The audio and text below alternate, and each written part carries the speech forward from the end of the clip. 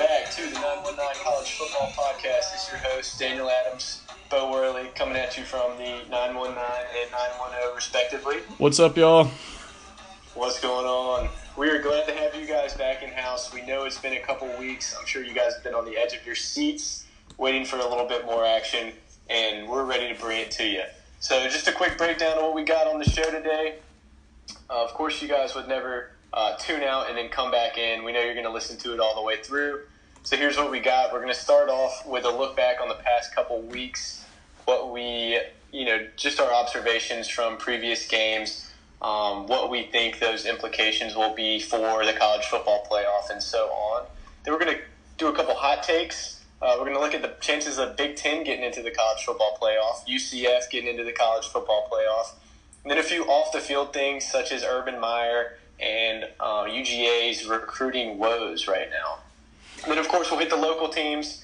Then we'll look ahead to what we have going on, a few predictions. And, of course, as always, feel free to throw down a little bit of money on that. I know a lot of people are playing the lottery right now. So if you're feeling lucky, fly out to Vegas, throw a little money down. We only take 10%. Isn't that what we agreed on, though? That's what we agreed on at the beginning of this season, because we know that a lot of people are making money off of our predictions, and that's right. But it's a lot of fun. Excited to be back here this week. Had a couple weeks off, and so we have a lot to talk about, a lot to get in such a little time. And we have some big games from the weeks 2 weeks prior, and some big games coming up. So a lot of stuff going on in the world of college football right now. So who needs the NFL? I know we don't. Ain't that the truth? My fantasy team right now is 1-6, so I think I might just give up on that altogether. Yeah, I'm not too much better. 2-5. I'm getting destroyed about every single week. But so yeah, my focus is on college football 100%. Although my Redskins are not doing so bad, they're doing pretty good. Beat your Cowboys last week. First in the NFC East, there was a questionable false start call that I think the NFL, at least from my perspective, that game is played under protest. But we will accept that now that Amari Cooper is on the Cowboys. I think we are ready to really take a couple steps forward. I say we as if I'm a diehard Cowboys fan, but yeah, neither of us are.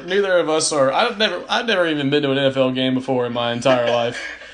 I've been to Panthers game. Yeah, I've been to plenty of college football games, and so that's where my heart truly lies. My allegiances are truly at. So let's get to the games in moons past. We're just gonna start off with let's say the biggest one from 2 weeks ago, LSU versus Georgia. LSU obviously wins 36-16. This contest was closely contested, I would say, up until maybe the fourth quarter. And then LSU pulled away. I really feel like they kind of wore down that Georgia defense. What do you think?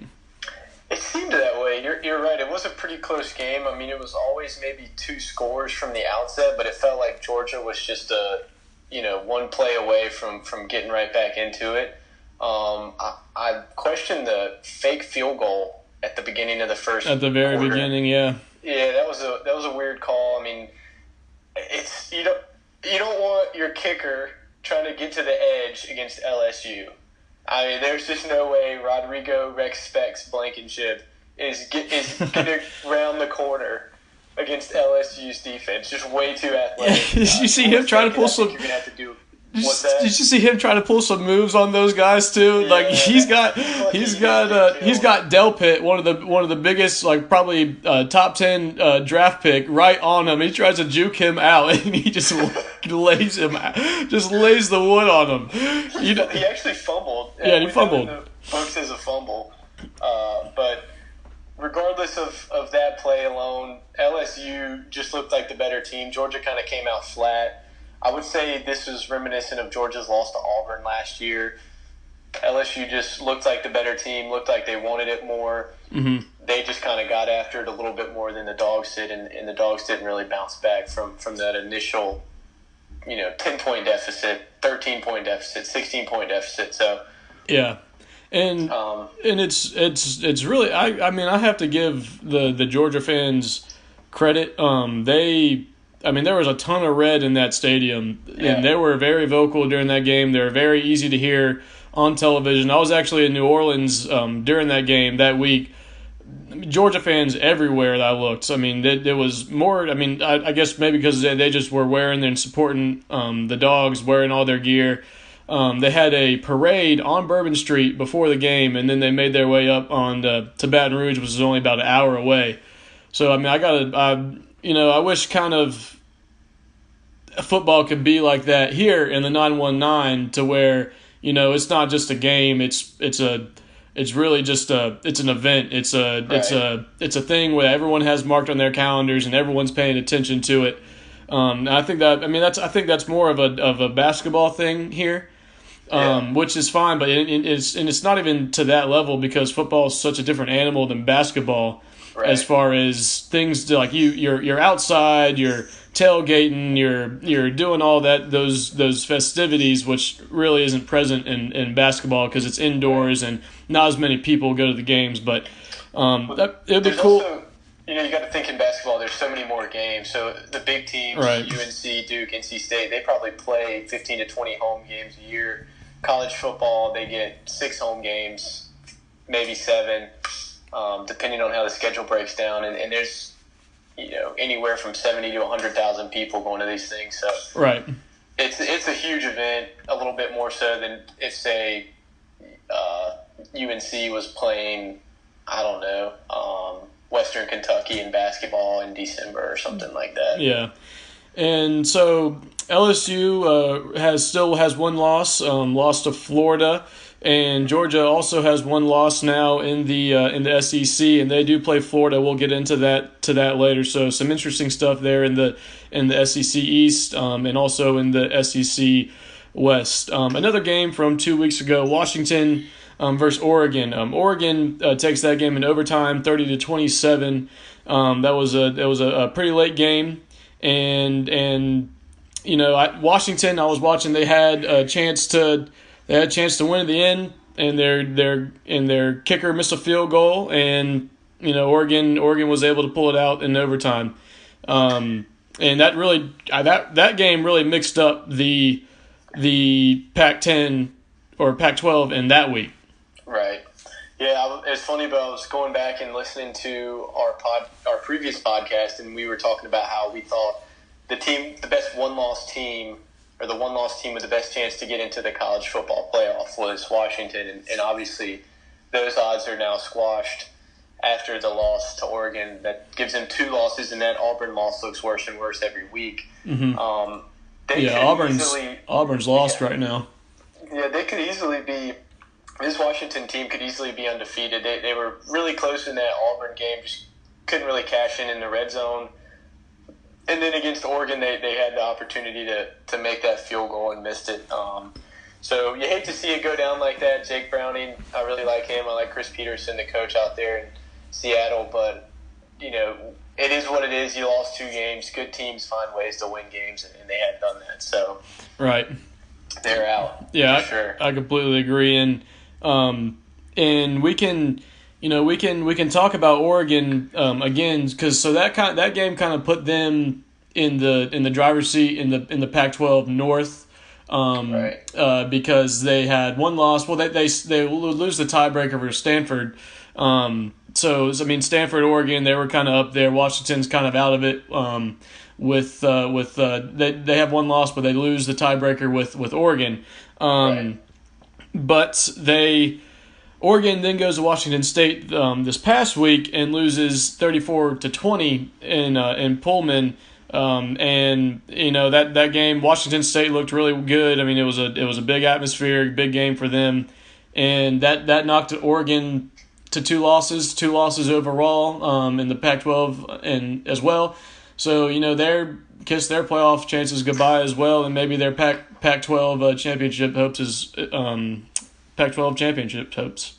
Yeah, definitely. I agree with you 100% there, Bo.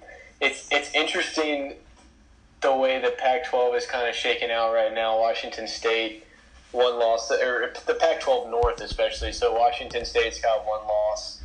They are going to Stanford this week, so that's going to be a tough game, of course. But let's just touch on briefly the scene in Pullman for College Game Day. That was insane. They think that's a record, 30,000-ish people. Is that what they said? 30,000? Wow. 30,000. Let's not forget that also, so that's 9 o'clock on the East Coast, but that's 6 a.m. on the West Coast, so those guys really got up early out there. You kind of, at least I enjoy seeing just a turnout like that at a school that's not your standard powerhouse. Like, of course, Bama's going to show up like that and LSU, but it's cool to see Washington State show up like that. Mm-hmm. Of course, it felt like that was a game they would win. I was watching it with a buddy of mine, and he was saying he thought it felt like a game that they were just going to lose. It was going to be a huge letdown. There was so much hype that they would just come out flat, but I felt the other way. I felt like they were definitely going to win this one. You know, Leach has always got some crazy trick up his sleeve. So yeah. Pac-12 North is going to be crazy the rest of the way. And the thing with Washington State is that they have a defense to go with that. Right. I guess maybe, I think really Mike Leach kind of helps coin the term air raid offense that he had at Texas Tech. So, and he has a defense to go along with it this year. So, so Washington State, they have one loss. Washington Huskies, Washington State Cougars, and Stanford Cardinals all with one loss in the Pac-12 North. And I guess it's still kind of anyone's game there. But I don't think any of them have a chance to make it to the playoff. So, moving on from the Pac-12, we have three big games that took place these past 2 weekends in the Big Ten. We're going to start off with 2 weeks ago. Michigan State visited Happy Valley and the Nittany Lions, and they came away with a 21-17 victory over Penn State, which was their second loss of the year, Penn State. So I think people came away from that game thinking Michigan State, they're a really good team, and to go into Penn State and beat them like that, and that really sets up the Michigan State game from last week. But really, as we saw, it didn't pan out. So do you think that's more of a slight on the teams, or is the Big Ten not as good as we thought they were? What do you think? I think the Big Ten is a pretty decent conference. Right now, I'd actually, of course, SEC number one. I think I might throw the Pac-12 in at number two. Mm-hmm. Those North teams. Strong. Yeah. Those Pac-12 North teams, yeah. But going back to that Michigan State-Penn State game, I think Penn State's a little overrated. Week one, they almost dropped the home opener to App State. Now, we know App State's a really good football team. They've pulled off crazy upsets in the past. They almost beat Tennessee last year. That game went to overtime. Yeah. However, that's if you're contending for a national championship, you got to beat a fringe top 25 team at home. Yeah. You got to beat that team by 10 points. So I thought maybe there was a little bit of hype, too much hype surrounding Penn State this year. Michigan State, we thought was going to be better. At least I thought they were going to be better than they have been thus far. They didn't look too good in that season opener to Utah State, 38-31. Then they go on the road and lose to Arizona State, and it's like, this might be a letdown season. They've turned it around a little bit with that win against Penn State. I think the Big Ten is fine, maybe a little bit overhyped, but the top is still good. I still think they have a good shot at getting a team in the college football playoff. And that moves us on to Ohio State Purdue from last week. Purdue really took it to Ohio State 49-20 at home. Very ruckus crowd, and that's Ohio State's first loss. That puts Michigan at 5-0, and they have they control their own destiny in the Big Ten. So Ohio State, they didn't look good, and they couldn't stop Purdue from doing anything. So Urban Meyer said it best. Ohio State got exposed in that game. Yeah, and that's the dead truth. It's one of those things. The bye week came at did they have a bye week this week? Ohio State, they had their bye week I in. was thinking they had it this week. Is it this week? I think it is this week as well. Yeah. Yeah. So the bye week comes at a good time for them, so they'll get to get back into the film room and out on the practice field and kind of break things down. But they did not look good. I mean, Dwayne Haskins pretty much just tossed his Heisman hopes down the drain against that Purdue defense that has been okay, but nothing spectacular. Right.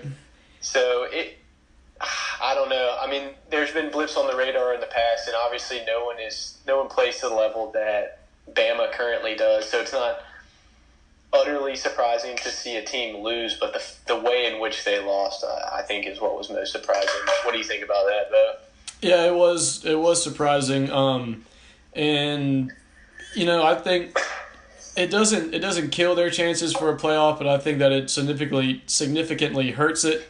I don't think that they'll make it in. I think there are better teams than Ohio State out there, and Michigan might be one of them, and Notre Dame's one of them. So they have a lot of competition in front of them to be able, and they have a big mountain to climb to get back into that conversation, which brings us to our first hot topic take. And will the Big Ten get it into the playoff this year? My answer to that, in a word, is no. You've already said that you think that they do still have a chance. I don't think that they have a chance. I think Notre Dame, with their schedule still being pretty weak, I think the college football committee will not pass up an undefeated Notre Dame team in the college football playoff. And I think Michigan, I'm not as high on the Big Ten as you are, and as I used to be. I used to be pretty big on the Big Ten, but now I think they were a little overrated. I think that they're not as good as people thought they might have been at the beginning of the season. I mean, Michigan, I think it's still Michigan and Ohio State are the two best teams in that league, in that conference. Ohio State or Wisconsin, they have some losses now. Iowa has one loss to Wisconsin, but who else have they played? They played Penn State this week. So we'll see how Iowa is, but Michigan and Ohio State I think are still the two top teams, and Ohio State just lost Purdue. So I mean, exactly. And so if anyone has a chance, it's Michigan. But I don't know. I don't trust them. I don't think they'll lose to Ohio State, I think. Okay. So I don't know if we want to save this for the end of the segment, or if we want to hold on to this to the end of the show. But last week we did a college football playoff predictions. Did we want to do one again at the end of this show, or did you want to go ahead? Because I'm interested. If you don't think the Big Ten's getting in, I'm interested to hear who your four teams are. I think we know three of them, but I'm interested to see who that fourth would be. Yeah, we'll get into that We'll get into that later this week, or later this segment at the end. And just to keep on going on the on Ohio State, one of the things that I noticed from that game specifically about Urban Meyer, and it goes back to this offseason with the domestic assault scandal going on in the coaching staff for Zach Smith. Did Urban Meyer know about it? Did he cover it up? Did he do enough? What should he have done? And that's not really what I'm about to argue. My argument is, if you see his reactions and his demeanor and his antics during the game on the sideline, he showed a lot of emotion, a lot of I don't know, exaggerated facial expressions to where you don't usually see coaches kind of act that way on the sideline. And I think that just kind of goes to show how he really is just all about football. Overly invested in football. I know that it is his job. It is his way of life. It is his living. It's how he makes a living. But I think that over investment kind of hurt him this offseason, to where he may have not thought his job was to deal with one of his coaching staff's one of the members on his coaching staff's personal life. Right. And as a head coach, you are the CEO of your football team. You need to step up and take responsibility for your employees. And I think from those, he just shows how much it means to him to be on the football field, and how much every play and everything, just how much everything takes out of him and how much it means to him. I think that just kind of shows to how his reactions, it sheds more of a light to me of how he handled this past offseason with those issues, with that scandal. Yeah, I agree. Overinvestment might be a good way to put it. He seemed to, of course, we all know what happened to him in Florida. He kind of burned out down there. I don't remember. Did they say he had some heart issues? That was what was said. Yeah, they kind of alluded to that. But I think like maybe the overall understanding between people that really know is it was the people, the players that he had on his team and the issues off the field that they had. He just didn't want to deal with it. Gotcha. And so he left. Gotcha. And I mean, really, he takes a year off and then lands the gig at Ohio State. So it's not like he took a step back. It's not like he pulled a Lane Kiffin and had to go coach for a couple years at FAU or something like that. I mean, right.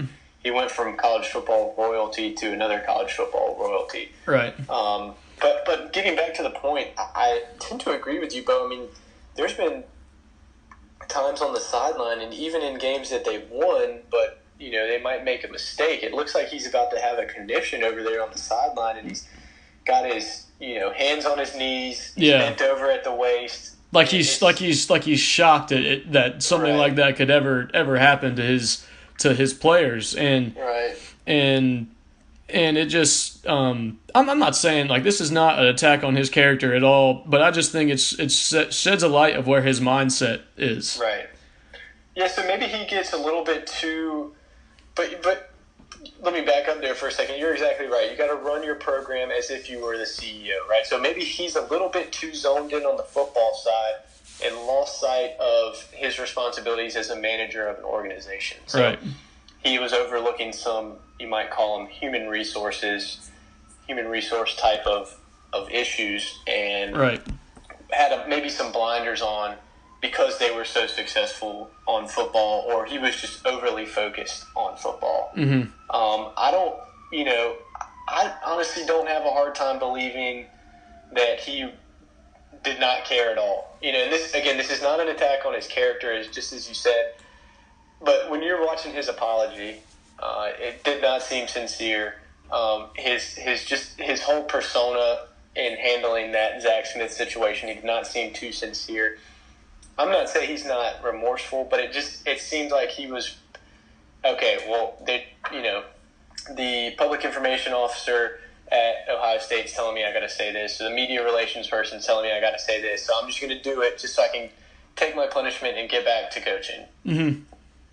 And I mean, I think you don't go into a job expecting that you have to deal with something like this, but they probably have to go through some sort of training or some sort of meeting that says, these situations might come up and this is how you have to handle it. And I don't think, and it wasn't handled correctly, but you're, and especially like someone like Urban Meyer, his first and foremost job is the product on the field and not what's going on off of it. And that's what I think is going on in his mind.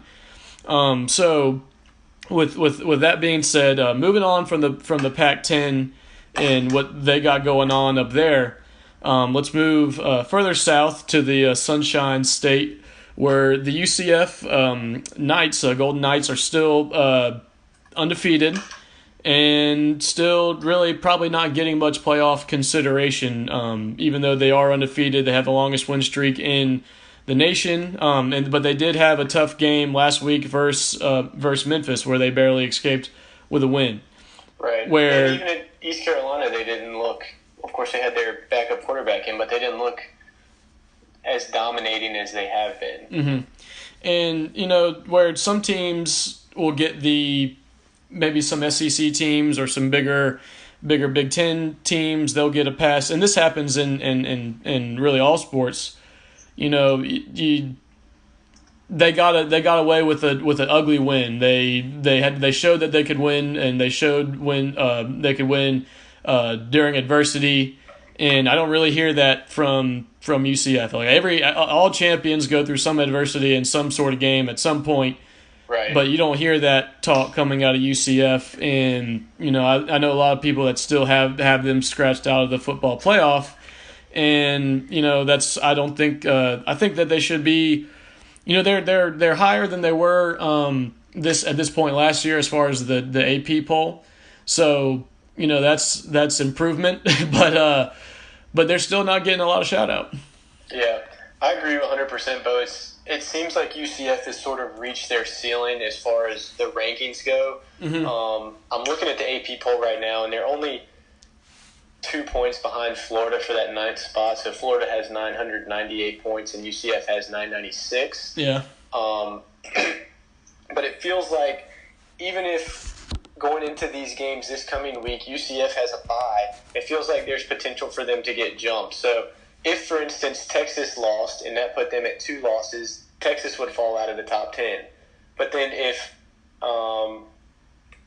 let's see who's behind them. If Kentucky wins, I could see Kentucky then jumping back ahead of them into the top 10. So it sort of feels like UCF has reached their ceiling. The ceiling is the roof, whatever Michael Jordan said. So I were actually at that game when he made that questionable comment, if you'll call it that. But it feels like he made millions off of that comment. He made millions off of that quote, by the way. That's sad. It probably didn't even affect his bank account at all. No. But this is a drop in the bucket. Exactly. I think what's gonna really be interesting is if several of these teams in the top 10 get a second loss. So if LSU loses again to Bama, how far will they fall? If Michigan loses again, Georgia, Texas, how far up is the committee willing to move UCF over 2 lost teams? And second of all, one thing that I hate is the fact that UCF went into this season. Maybe they won't say it out loud, but they knew going into this season they had no chance of playing for the college football playoff. Mm-hmm. No chance, which to me for a sport, it's insane that you go into a season knowing that you don't have a shot at the national championship. I think, you call it whatever you want, but it's unfair. And people say life's not fair. Well, true, but this ain't life. This is college football. Which some of us think is life, maybe Urban Meyer, as we were just talking about. Yeah. But what other sport in college do you go into a season knowing that you have no shot? I mean, look at Loyola Chicago last year. Yeah. What a crazy story. That's awesome. They get to the Final Four. Now, they don't win the national championship, and you see these Cinderella stories getting to the Final Four in basketball. Rarely do they win it, but they're at least getting a shot. Yeah, they have an opportunity. UMBC, first 16 seed, to pull off an upset of a 1 seed, and did anyone think that? As if they beat Bama. Virginia was the overall number 1 last year. Yeah, I mean, anything, and this is I think anything can happen in sports, and if and we don't really see. I don't think college football, the playoff yet, really allows for anything to happen. Agreed. Do yourself a favor. This is to all the listeners. Go on YouTube and listen to Mike Leach rant about college football and expanding the playoffs. He makes a lot of really good points. I don't know if you've seen that, Bo, but I watched it this week. He makes a lot of really good points. He actually wants to see a 64-team field, cut the regular season down to 10 games, but guarantee everyone 12, and then have a 64-team playoff. Yeah. So that would be cool. Maybe a little bit over the top. I don't think Alabama necessarily needs to play 64th ranked like Duke or something like that. No. But 8 at least would be a great start. 16 even would be good. I mean, you could probably throw some buys in there or something like that for the top teams. If you did 10 and then the first, the top 4 seeds got a bye or something like that, that would be cool. Yeah. So it's just got a long way to go. I think the fans obviously want to see it. I'm not sure what the holdup is because it would be more money for college football, and they could just cut out one of these smaller games, right? So instead of Alabama playing, and let's look at their non-conference schedule this year. So Alabama started with Louisville, and then they played Arkansas State, they played the University of Louisiana Lafayette, and then they played the Citadel. Just cut one of those games. You don't need to play three, or I mean, no offense to those schools, but you don't need to play three smaller schools that you outperform them by a wide margin. That's a bit unnecessary. Replace that with a potential extra really good game in a college football playoff. Yeah, I completely agree. And, you know, what really helps with getting your team to the college football playoff is good recruiting. You know, every single year we see these schools that make the top four in the playoff have, you know, their top 10 recruiting classes each year, and Georgia's one of them, except that they are having a little bit of troubles. Daniel, talk a little bit about what's going on there in Athens. They are having some trouble, and this is all speculation. I don't know why they are dropping like flies from this 2019 recruiting class, but word just broke yesterday that the nation's number one ranked running back, John Emery, has decommitted. It looks like he's from Louisiana, so it looks like he'll be a heavy LSU lean. And that comes after about 3 or 4 weeks after I think it was the nation's first or second ranked wide receiver decommitted. Followed that up by a couple of 4-star defensive players that have also decommitted since the beginning of October. That's 4 top 300, ESPN top 300, if you will, recruits that have decommitted from the Dogs. Now, obviously, football recruiting is a little bit different from basketball recruiting. There's more fluctuation in terms of people commit earlier and then change their minds and go somewhere else. Mm-hmm. However, it just seems like, you know, Georgia was on a roll in getting these top recruits, and there's a ton of prospects that come out of Georgia in the Southeast especially, so it makes sense that they're getting these guys to stay in state. But for some reason they have lost, I don't know if they've lost a grip or if they are no longer seeing eye to eye. The coaching staff is no longer seeing eye to eye. I'm not sure what it is, but what I'm really interested to see is if Justin Fields does not play any more than he did against LSU for the rest of the season, I anticipate him looking to transfer in the offseason. I thought that he should have played more against LSU, especially in the fourth quarter. The game was clearly over, and they still had Jake Fromm in.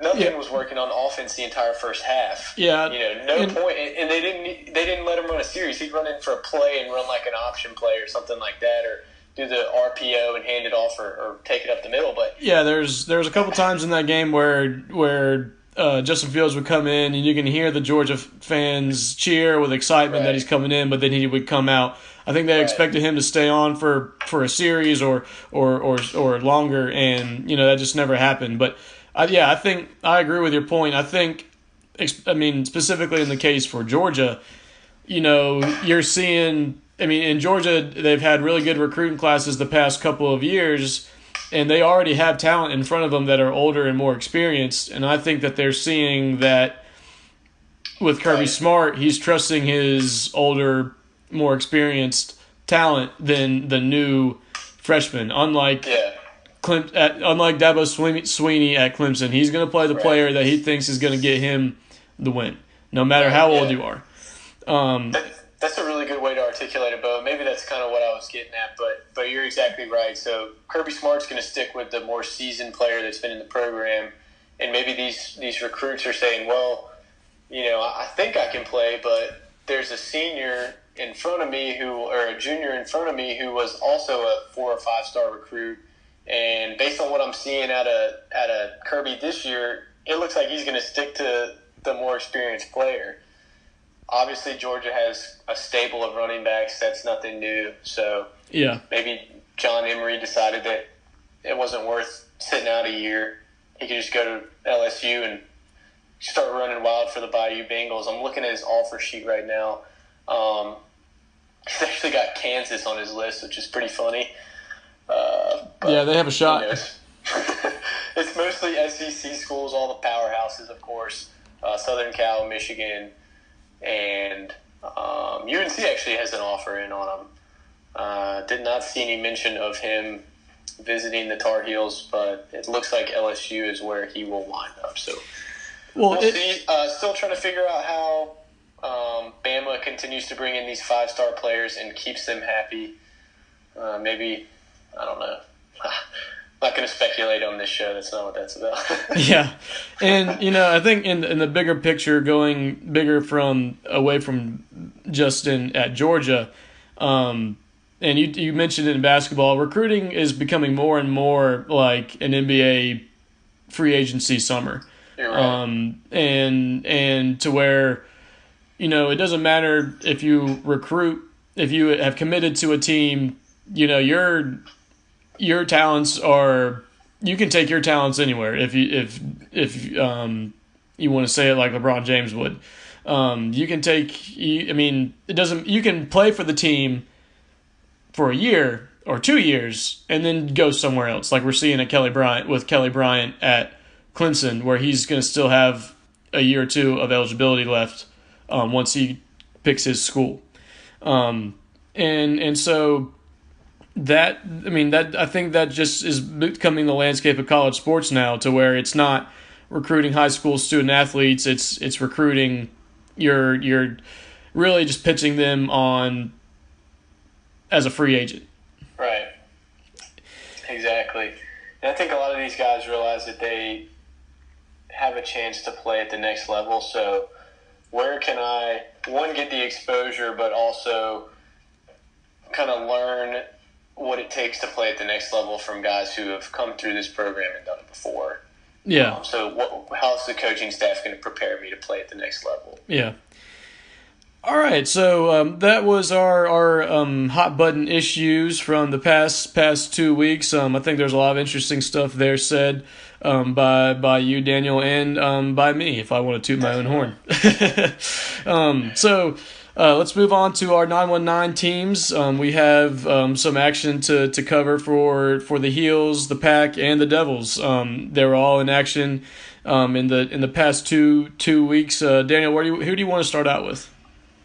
How about last week we went best to worst? Why don't we flip the script a little bit and go worst to best? How's that sound? Okay, so you mean so Duke first is what you're saying? No, so UNC, last 2 weeks ago they had Virginia Tech at home, and this was a game that they probably should have won, and again last week versus Syracuse they should have probably won that game as well. They made plays to be able to win, but I guess when they really counted defensively, especially, they couldn't make the plays in either game. And instead of sitting at 3-3, they're 1-5, and they could arguably should be at 3-3, and woulda, coulda, shoulda. So they're still kind of middling around there in the bottom cellar of the ACC, and I think it all comes down to. I've voiced my concerns about Larry Fedora on this podcast before. I think that he needs to go after this season, and it's because the players don't know how to win anymore. When you don't know how to win, stuff like this happens, to where when you should win, you play a good enough game to win. You don't win in the weirdest ways. You find ways to lose, and that's what's going on with the Heels right now. And I think that goes to coaching. I don't know what I've never been a coach before. I've never been a football coach before. So to be able to get your team to know how to win, you need to exude that confidence to where you make the right play calls, you say the right things on the sideline, to be able to you have great clock management. You act like you know what you're doing. And I just don't really get that sense from Larry Fedora right now, to where his players completely trust what's going on in the field. I mean, I'm sure it's a mental thing at this point, to where they can't come out with these wins when they probably should. And I don't want to get into the specifics of the Syracuse game too much, but it's third down. You're up by 7 points. You have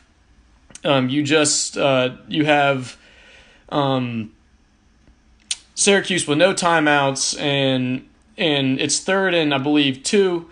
And I don't necessarily have a problem with the call, but when you put the wide receiver Anthony Ratliff-Williams under at quarterback, and you have a running back next to him to where you could be running an option play, but you have the tight end leak out, he's wide open, and the Ratliff-Williams, the wide receiver, just not a great pass to him, kind of shorts him a little bit, but maybe a play you would wish or hope that the tight end, Carl Tucker, makes, and probably should have made. And, 4th down, got to punt the ball, clock stops.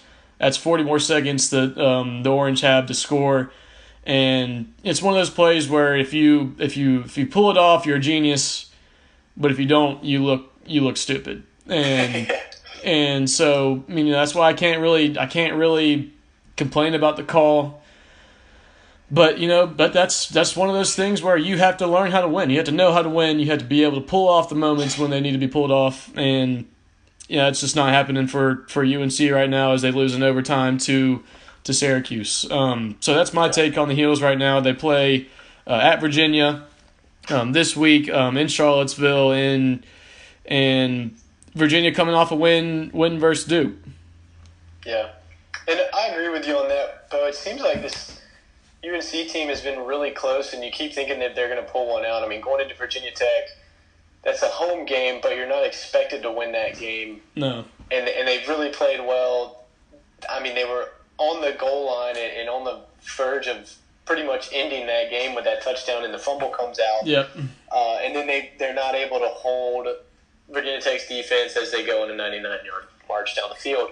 But Syracuse the same way. Now, I didn't see as much of the Syracuse game, but based on following the scores, it sounded like pretty close game throughout. UNC takes about a touchdown lead and then just can't hold on down the stretch. So you're absolutely right. This team does not know how to win, and that falls on the coaching staff, in my opinion.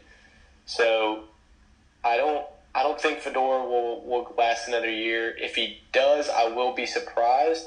I don't know what his contract situation looks like. I don't know what his buyout is, but it'll be interesting to see. It's not pretty for the Heels perspective. It's looking good for Larry's perspective, but because he just signed a contract to I think it was 2022 or 2023. His buyout's like several million. So well, they could probably afford to hang on, give him one more year, and then if he ain't cutting it after 4 or 5 games next year, give him the action in mid-season. But for a school that's not completely centered around football, I don't think the pressure will be overwhelming, but it's definitely going to be something. If he's not winning games next year, then there will be some extreme pressure, especially if they don't close out this season with a few wins. Yeah. So, and one last point on UNC that could help for next year and could help Larry Fedora's job is, and I'm sure he'll make more visits, but Kelly Bryant, the transfer from Clemson, was in attendance at the Virginia Tech game.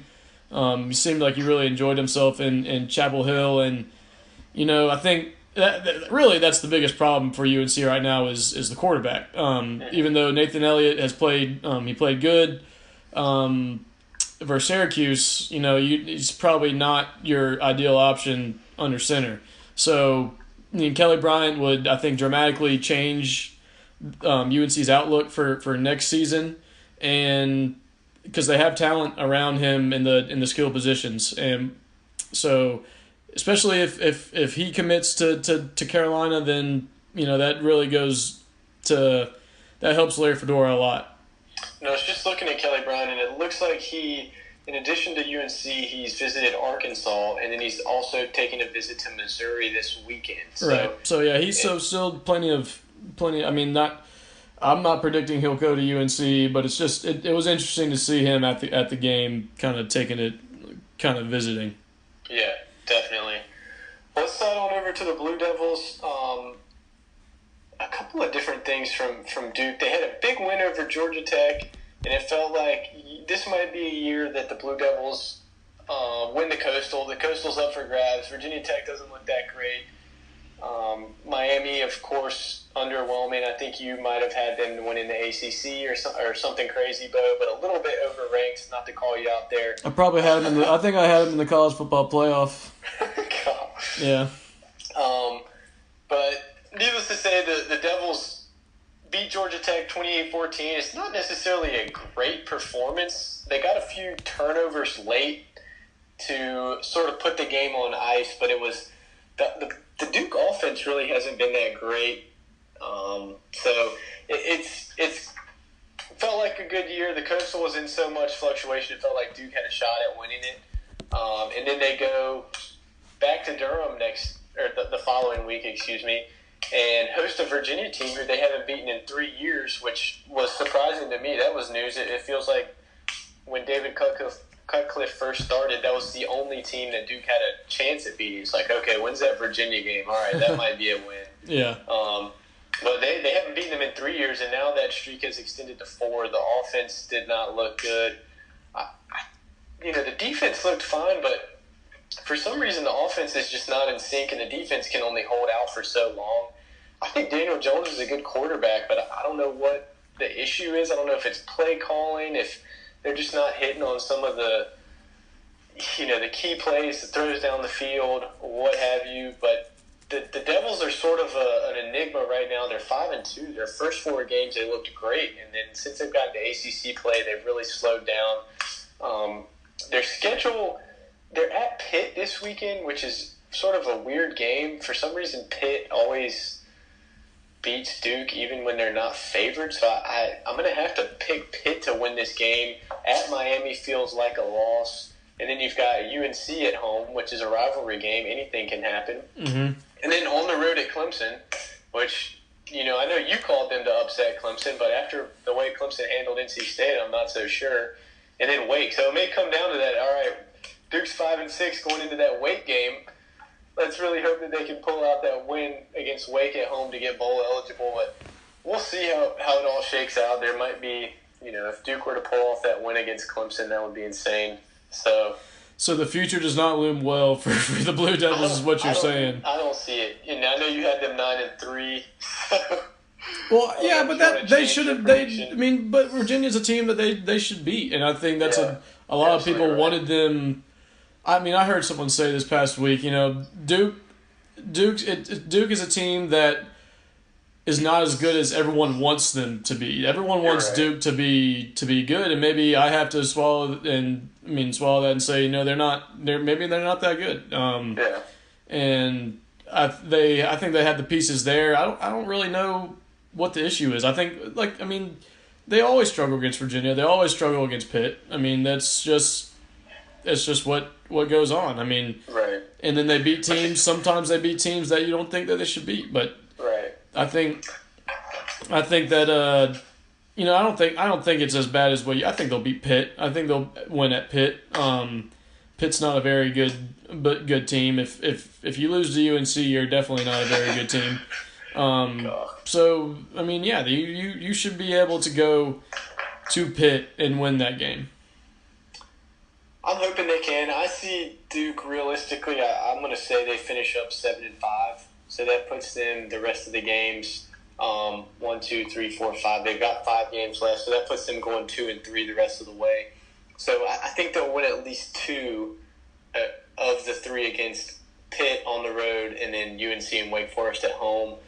On the road against Miami, on the road against Clemson. I got those as losses. Yeah. Okay. So now probably the biggest game of the week last week in the ACC was NC State at Clemson. 2 undefeated teams. I thought that was the biggest game of the year for the ACC. It could have been, probably. Yeah. That's kind of game of the year. It's kind of sad to think about when you consider the scoreline. Because Clemson really overwhelmed NC State from the get-go, and it really solidified that they are the team in the ACC, and NC State still has a long way to go to be able to think that they are. Yeah, I agree. I think State's a good football team, and you look at the teams they beat Boston College and they beat Virginia. Obviously, that West Virginia game would have been a really good measuring stick. After watching the way they played against Clemson, I don't know that they would have beaten West Virginia. Obviously, that would have been a home game for NC State, and you really can't make assumptions. Just drawing conclusions based on how they played one Saturday in Clemson. Mm-hmm. So I think maybe the state team was a little overhyped, and we might see it more just because we live in North Carolina. The people nationally might not have really recognized NC State as a potential challenger in the ACC for Clemson. And this is the first good team they played really all year, if we're being honest. I mean, they played. I think Virginia probably was the best team other than that. Yeah, so they beat Virginia and Boston College. Both those games were at home, though, so they hadn't really been tested on the road. Their only other road game was at Marshall, which they won by 17. Yeah. So and I agree. I don't think they're a bad team. But now I think the question comes into where do you go from here? You're not going to win the ACC. What else do you have to play for? And maybe a one loss regular season's not bad. No, not at all. And that's something to be happy about, especially because when North Carolina went to the ACC championship game a couple of years ago, 2015, they don't have a Clemson to play until they get there. Right. And so that's a big hurdle you got to get over. I mean, NC State, they're every single year we talk about, what are they going to do against Florida State? What are they going to do against Clemson? And in past couple of years, what are they going to do against Louisville? Can they beat those teams? They've gotten over the Louisville hurdle. They've gotten over the Florida State hurdle. And now it's just the Clemson hurdle, which is a huge hurdle. Right. And if you get over the Clemson hurdle, you're a top 5 national powerhouse. Exactly. And so that's not easy to do. Exactly. Yeah. No one's really getting over the Clemson hurdle lately in the ACC, which leads us to the Clemson Florida State game this weekend. I mean, that used to be the biggest game. That was guaranteed book it top 10 matchup, and now Florida State's playing a little bit better, but it still feels like Clemson's going to roll in this one. Yeah. But to keep it on topic with NC State, I'm looking at their schedule. This weekend at Syracuse, that feels like a letdown game to me. Yeah, and that one. And that goes back to what I'm talking about is what the stereotypical NC State letdown games, and this could be one of them again. But if they win, if they pull it out, that I think that's a testament to Dave Doran and what he's done to this team to kind of turn around that letdown game culture. Yeah. And the funny thing is, keep harping on NC State, but the funny thing is, after Syracuse, they've got Florida State at home, so that that could be a loss. Florida State's got good players; they're playing better, so this could turn into a 3-game loss stretch. So NC State really needs to win this week. I think is really what I'm trying to get at. Yep, you're right. And so, and I think they will win at Syracuse. I think UNC loses at Charlottesville, and I think Duke wins at Pitt. So. Those are my predictions for the local teams this week. Real quick, what do you think? I've got Duke losing at Pitt because for some reason they can't win there. Yep. I think UNC also loses at UVA. UVA's playing with a lot on the line right now. And I think NC State loses at Syracuse. I've got all the triangle teams going down this week. Oh, wow. All coming off losses last week, and Daniel Adams has them all losing this next week too. So very interesting. Bold pick, Kyle. Yeah. So we'll see about that. I think he's wrong, but let's go to this week's big games, and we'll start off with the largest outdoor cocktail party in the world, the world's largest cocktail party. Yeah. And didn't they say they're trying to change the name on it or something like that? Yeah, I think they were trying to change it to just the world's largest party, maybe. Yeah, something like I think they're trying to get the word cocktail out of there, but anyways, it doesn't matter what it is outside and during the tailgate. What's going on in the field that day? I think the Dogs come out ready to rock and roll, refocused, coming off a bye week. Kirby Smart's going to have them ready to go. I think they're going to see a little bit more of a change on offense. Justin Fields, I think, will play more than he did against LSU. Mm-hmm. And I think this is actually going to be a game that the Dogs pull away. So I see them winning by 10 plus. Okay. And I'm gonna have to disagree with you there. I'm seeing Florida winning this game, not easily. I think it's going to be a close game. I think it's going to be a good game. I think Justin Fields will have a moment in this game. He will have his chance. But Florida, their only loss of the year is to a Kentucky game, or to a Kentucky team in the second week of the year. And Florida was under a new head coach and still getting used to what he's demanding on the field. And I think every single game they're looking better and better. And that's why I think Florida, this is really a coming out party for Florida this week against Georgia. They'll get closer to an SEC championship game, representing the East, and ruins Georgia's playoff hopes and SEC championship hopes. Definitely. Well, that'll be a good one to see. If you guys are out there watching college football this weekend, you're going to want to tune into the 3:30 games. The 3:30 time slot is got some good games in it. So that was at 3:30. Iowa, Penn State's at 3:30. Duke, Pitt is at 3:30. So. Yeah, that's a big one. So we have, and you just mentioned it, Daniel. Iowa versus Penn State. Penn State coming off a loss, Penn State with 2 losses this season. Iowa with 1, and I think they're both decent teams. Mm-hmm. I don't think Iowa's good enough to go into Happy Valley and win. This is probably the best team they've played so far this season, other than Wisconsin, who they lost to. So I'm taking Penn State over Iowa in that one. Gotcha. Yeah, this is sort of a clash of two styles. Iowa's, your old-fashioned run the ball up the middle, 3 yards in a cloud of dust. Yeah. And Penn State's much more athletic, going to throw the ball around, sling it around. Trace McSorley's going to, do some crazy stuff. So I think that this is going to be a big clash of styles, and whoever can sort of impose their will upon the other will win. And I think that's going to be Iowa. I think Penn State is sort of in this mindset that they've underwhelmed this year and don't have anything to play for. I see the Hawkeyes winning this one, going into Happy Valley and ruining Penn State's, even further meltdown season. Yep. However you want to phrase it. Yep. And over to the Big Ten, we have Washington State versus Stanford, a big game. Pac-12. Pac-12. Washington State versus Stanford, big game out west. Washington State coming off a big win. And remind me where that game is at? That game is at Stanford. At Stanford. And Stanford, are they coming off a bye? Stanford is coming. Yeah, that's a good question. Let's see. And we don't know as much about the Pac-12 as we do every other conference. Yeah. So I think regardless, I think Washington State wins this game.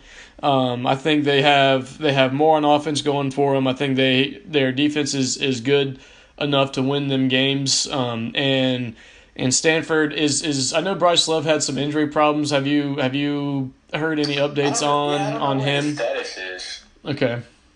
And yeah, so if Bryce Love doesn't play, that hurts Stanford's chances even more. I think Stanford, they're gonna have their work cut out for them. It's at Stanford, and Stanford they are coming. They beat Washington. They beat Arizona State, 20-13. So. Yeah. No, but I'm still taking Washington State in this game. I think I like Mike Leach a lot as a coach. I think he's a great coach. So, and just him as a person, I think he's a very entertaining person to. He's actually a lawyer. He went to law school, went to Pepperdine, which is actually a really good law school. Oh, really? I didn't know that. So he's a licensed. Well, I don't know if he's licensed, but he's an attorney. He has his JD. So that's a really cool thing. There's a really good article on the Wall Street Journal about him. If it really goes back to his roots getting into coaching. He was making $12,000 a year at Iowa Wesleyan, so he's come a long way since then. But in getting back to picking that game, I think Stanford wins that one. I love Mike Leach as much as the next guy, but every year his team has a letdown game. This feels like it's it. Stanford's a good team. This game is on the road. After a huge win for Washington State, I think Stanford's going to come out ready to play. It does not look like Bryce Love played last week, so I don't know what his status is for this week, but I still think Stanford gets the win. Well, so we have disagreed on all 3 games so far in our upcoming weeks, so we're definitely going to – so honestly, to our listeners out there, I would go with me. As far as who you want to choose, I am more knowledgeable on these things. So I'm trying to figure out if Bryce Love is gonna play, and we're both big Bryce Love fans. He's a Wake County local product, local boy, and we're sad to see him go out west to play and not stay in state. But we wish him the best. He's got great aspirations. So yep. Good luck to him.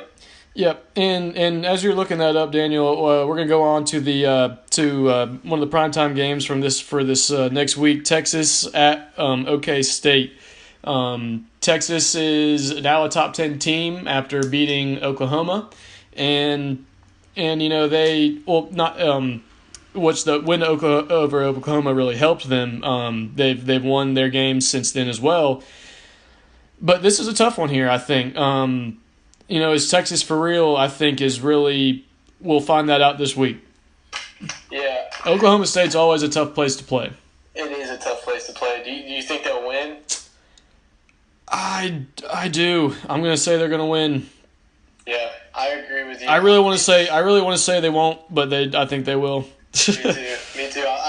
It doesn't feel like Texas is a top 10 team. That opening week loss to Maryland, it's like, all right, Texas, as usual for the past 5 years or ever since Mac Brown left, really. Yeah. But I think they pulled this one out. Oklahoma State has not been quite as good as past years, so I think Texas has enough to get by.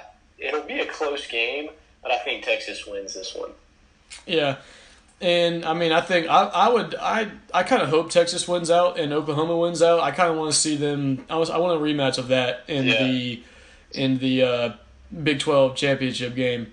So now, in case we don't get to talk to y'all next week, we're gonna start off. We're gonna save the best for last, but we're gonna start off with Texas again versus West Virginia, and that game is where, Daniel?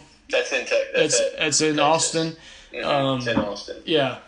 I think that's going to be a tougher game for Texas than Oklahoma State, just because I think West Virginia plays a better offense than Oklahoma State does at this point. Definitely. Like I said, I want Texas to win out to see Oklahoma, so I'm going to take the Horns again in that game. Yeah, this one's going to be really interesting. Texas is fortunate to get this one at home. West Virginia I feel like they struggled a little bit on the road some. They haven't put up nearly as many points. However, I do think they will win. I don't think Texas's defense is good enough to hold this West Virginia offense in check. We saw them rip apart Baylor last night. Especially after a long week, I got West Virginia winning this one. Yeah. Next game, we'll have 2 SEC games here to call for you. But next game we're going to do Kentucky versus Georgia, which could be a really big game in the SEC East, depending on what happens this week with Georgia, Florida, and depending on what Kentucky does. So, can Kentucky, a one-loss team to Texas A&M, Georgia, a one-loss team to LSU at this point? We'll see what happens in Jacksonville, but I think and is that game in Athens? No, that game it's in Lexington. It's in Lexington. So, but I'm still gonna take Georgia in that game. Yeah. I don't see Kentucky having enough to be able to beat them because their passing game just lacks so much. They're very one-dimensional. Georgia, I wouldn't say they're great at stopping the run. I mean, especially if you watch the LSU game. But I mean, when you're prepared for it, you're more able to stop it. So Right. I think Georgia wins that game.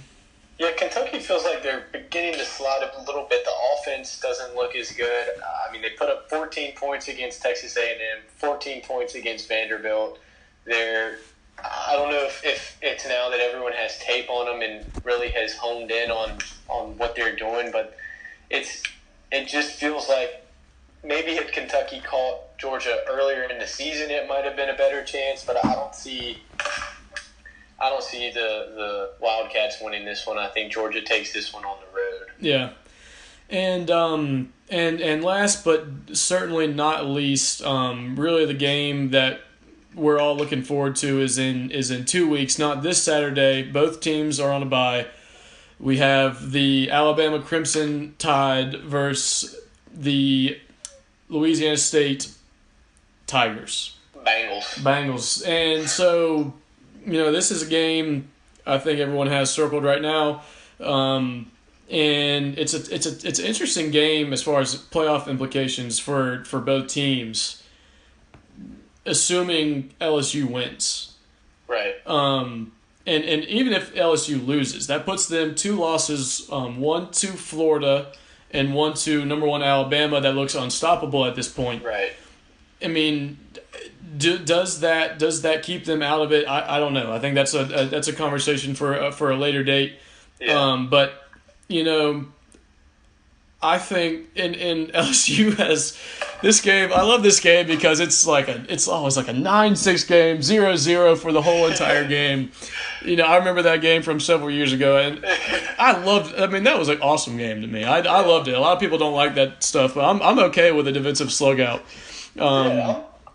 I'm cool with that too. I don't know why people want to see high scoring. I get it; it's more fun, but especially because this more action. But I get plenty of excitement from seeing no one able to move the ball. I would love to see Alabama go on 3 and out at some point in the first quarter. I don't think they've been stopped on a drive in the first quarter this year. Yeah.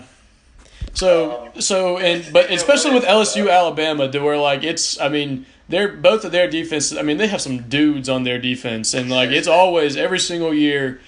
It's like that. So now on to the predictions, and this is probably going to be the worst pick of all time, but I'm picking the Tigers to beat the Crimson Tide. I think, and it's a huge upset, seeing how Alabama has been playing.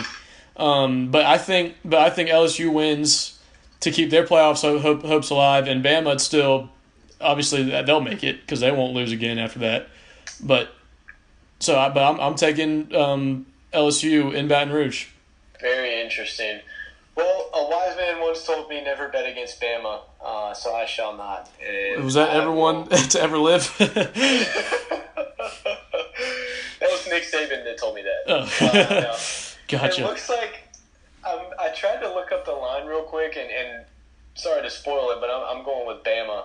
I just cannot pick against them. But it looks like the Tide are 14-point favorites at LSU, which is crazy. No, but that's to be. Yeah. Alabama's crushed everyone that they played. Yeah, I would have guessed it would have been 10 or something like that. But, I think that might go down a little bit. I think LSU will get some action. But I still think Alabama will win. That's as much as you're talking about LSU's schedule, though, Bo, it's funny. If LSU does lose to Florida and Alabama, 2 top 10 losses. Mm-hmm. They still have to play Texas A&M, who Texas A&M's only losses are to number 1 Alabama and number 2 Clemson. Yeah. So and I was just talking about a defensive slugout between these two teams, and I'm not saying it's going to happen. I want it to happen. It always does happen, but. Bama gives up some points. They do give up points. You got 23 to Texas A&M, 31 to Arkansas, and another 21 to Tennessee. That's always what. That's really Nick Saban's biggest talking points in the press conferences, post-game press conferences nowadays is the defense. Right. And they do have some good games, but like I said, 31 points against Arkansas, he was not happy about that. But obviously Tua in offense put up points 51, 57, 62, 45, 56, 65, 39, 58. was all their offensive totals points from their games this year. I mean, that's insane. That is insane. So I don't think LSU will give up that many points as they've been scoring. So it's just really interesting. I wish it was this week. I don't want to wait another week for this game. Seriously. So, and I will be at a wedding next weekend as well, so that's going to be interesting. I'll be watching that game on my phone most likely. But oh yeah. Well, that's too bad. Well, I'll send you updates. And that wraps up our predictions for this episode and for these next 2 weeks. We didn't get to our playoff predictions. We're gonna save that for later though. Sounds good. As we've run out of time here. But as always, it's good to get with you, Daniel, and to talk about our beloved college football. No doubt, I always enjoy it. It's one of the highlights of the week for sure. It's kind of become a ritual. Saturday mornings I like to chill out and then get ready for the noon games. This has now become something that I look forward to in the fall as well. So again, one last shout out. Go check us out. College Football Researchers Association poll. That is CFRA poll, POLL.com. Just new rankings released last week. Give us a look. It varies a little bit from the AP, but we've got some qualified voters in there, so check that out. Yeah, definitely check that out. And check out our podcast on our YouTube channel, just YouTube 919 College Football Podcast, and you'll have past episodes and this episode. So we hope you enjoy the content, and feel free to comment on the page. Say that we suck, it's fine. Say that we're really good and that we know what we're talking about. We enjoy those too. So. Just check that out. Check us out on YouTube. Sounds good. Yep. All right. So that will wrap us up for this week's edition of the 919 College Football Podcast. All right. So we'll see you later, Daniel. All right. See ya. All right.